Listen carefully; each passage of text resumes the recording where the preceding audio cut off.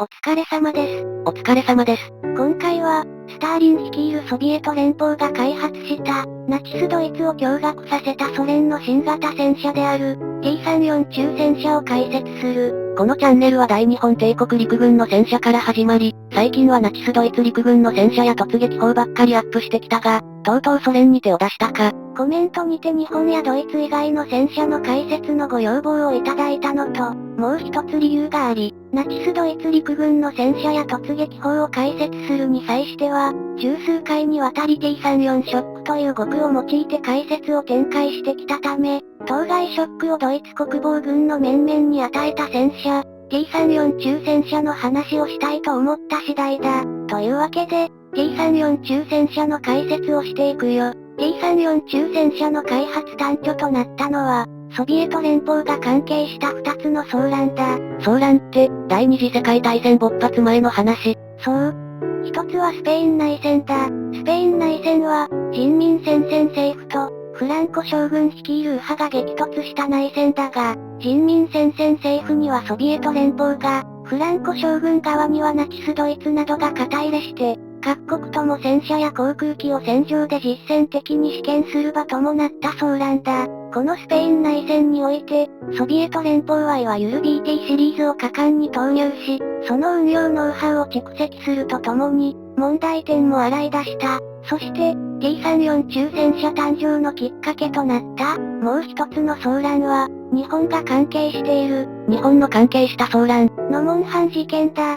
ノモンハン事件は、日本とソビエト連邦が満州国の国境をめぐって激突した武力紛争だ。このノモンハン事件で、ソビエト連邦側は、日本軍に気づかれない形で大量の機甲戦力を密かに戦場に輸送し、一挙に日本軍に打撃を与えるという戦法で、日本軍に損害を与えた。日本軍も火炎瓶攻撃等で対抗し、ソビエト連邦の戦車を格座させるなど予想以上の反撃を示したため、スペイン内戦の経験も相まって、ソビエト連邦としては、特に防御力を増強した戦車の開発の必要性が認識されたんだ。日本側の白兵戦ぶりがすごいな。ソビエト連邦は本腰を入れ、本格的に自国の技術による戦車開発をスタートさせる。そのチームの技師のリーダーとなったのが、ミハイル・コウシキンだ。同氏は T-34中戦車の本格的な活躍を見る前に肺炎等で亡くなるが、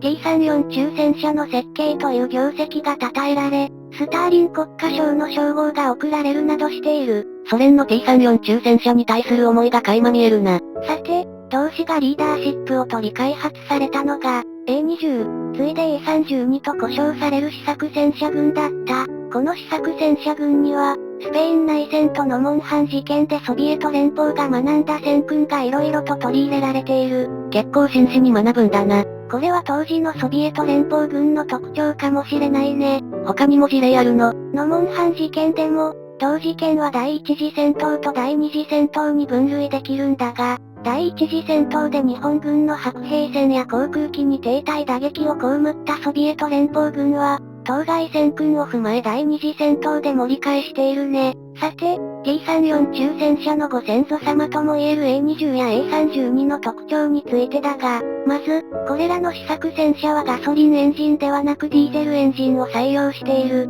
ソビエト連邦当局の新型戦車にかかる発注内容では、航空機用のガソリンエンジンの使用が想定されていたが、公式はこれを変更し、ディーゼルエンジンを採用した。なぜあえてディーゼルエンジンを？これはね、理由の一つとして、火炎瓶攻撃に悩まされたノモンハン事件やスペイン内戦を踏まえての採用なんだ。歩兵が肉薄する火炎瓶攻撃は、一見すると戦車に効くのかと疑問が生じるが、ソビエト連邦軍の戦車はスペインやノモンハンで、歩兵の投擲する火炎瓶によりたびたび炎上を起こした。この一因には、当時のソビエト連邦軍の戦車が採用していたガソリンエンジンが関係している。引火したのか。そうなんだ。しかも、車体に塗装されていたペンキが可燃性だったため、炎上による被害はより甚大だった。なぜあえて可燃性のものを？なので、A20 や A32 では、ガソリンエンジンではなく、軽油が使用されるディーゼルエンジンを採用し、車体の塗装には不燃性のものが使用されている。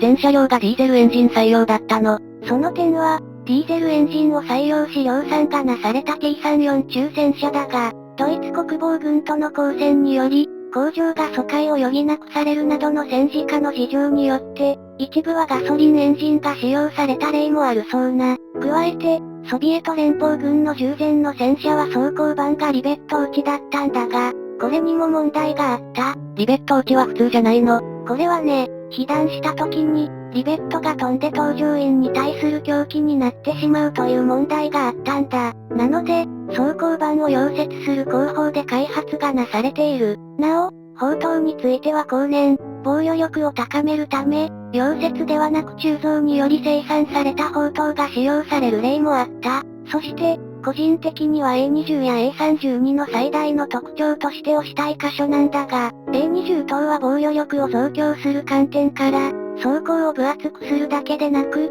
傾斜装甲を取り入れ、被弾軽視が基とされている。被弾軽視とは、装甲を斜めにすることで、敵から放たれて命中した砲弾の運動エネルギーをそらし、上弾を狙う構造のことだ。独ソ戦で T34 中戦車に相まみえたドイツ国防軍の面々は、この傾斜装甲と分厚い装甲を誇る T34 中戦車に衝撃を受けたという。ドイツ軍の戦車はごつい角張った印象があるな。それが好きなんだが、公式軍が主導して製造された A20 と A32 は、A32 の前面装甲が A20 よりも10ミリほど分厚いなど、異なる点も多いが、それぞれソビエト連邦軍による査定を経て、スターリンにより A32 を正式採用とすることが決定される。そして、無事に正式採用された A32 だったが、ソビエト連邦軍はさらなる騒乱での苦戦を経て、これの修正に乗り出す。さらなる騒乱とは、冬戦争だ。冬戦争は第二次世界大戦中、ソビエト連邦がフィンランドに侵攻して勃発した戦闘だが、ここでもフィンランド軍から予想以上の抵抗を受けたソビエト連邦軍は、想定よりも苦戦を強いられてしまう。ソビエト連邦軍はフィンランドでの戦闘からどんな教訓を得たの？冬戦争では、ソビエト連邦軍が運用していた BT シリーズの装甲の弱さが浮き彫りとなったので、A32 についても前面装甲をさらに15ミリ増強し、かつ、手法もより強化力のものに換装されることになった。しかしながら、この試作戦車である A34 の製造が完了するのを待たずに、A34 は、いよいよ本動画の主役である T34 中戦車として正式化された。これが、T34 中戦車の1940年型だ。なお、先ほども少し言及した通り、T34 中戦車の生みの親とも言うべき公式軍は、T34 中戦車の初陣を見ることはできず、走行試験などの疲労もあって、肺炎により溶接した。T34 中戦車の活躍を見たかったろうに。T34 中戦車は、従前のソビエト連邦軍の戦車と比較して高性能だったがゆえに、生産性を疑問視する声もあったが、ナチスドイツが戦車を集中運用して叩き出した西方電撃戦の戦果もあり、一挙に量産体制に移行することになった。T34 中戦車は、冬戦争での教訓やソビエト連邦の広い大地という特性を考慮し、幅の広い履帯を備え、出力の高いエンジンを持って駆動するシステムだった。なお、戦車の集中運用による機構戦を想定するのであれば、部隊の神経とも言うべき無線装置は全ての T34 中戦車に搭載されるべきだったとも思えるが、実際には、当時のソ連では無線機を大量に配備できる状況にはなく、指揮官の登場する戦車などに限定して配備がなされたらしい。さて、T34 中戦車の初陣は、ヒトラー総統率いるナチスドイツが、ソビエト連邦に奇襲をかけ、独ソ戦の開戦の火蓋が切られた作戦、ドイツ側のバルバロッサ作戦による戦闘が初陣だ。当該戦闘において、西方電撃戦の成功で、東軍の機甲部隊は世界最強と誇っていたドイツ国防軍の自信を打ち砕いたのが、T34 中戦車だった。どんな点で T34 中戦車が評価されたの？特にその防御力だった。